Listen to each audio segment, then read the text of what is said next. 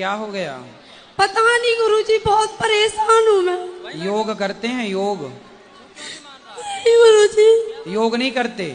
पूजा करने का मन नहीं करता। अरे पूजा नहीं, योग योग करते हैं, योगा। नहीं गुरुजी। फिर नहीं करते तो रोना सही है, फिर रोती रहो ऐसे ही।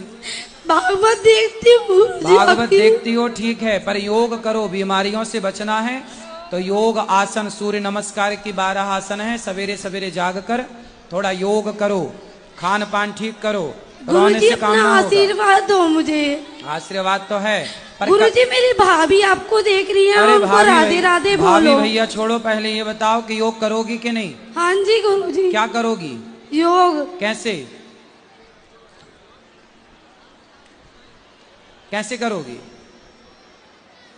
आता है योग करना? नहीं गुरुजी। फिर कल से कैसे करोगे जब आते नहीं है तो? सुबह उठ के कर लूंगी गुरुजी। तो जब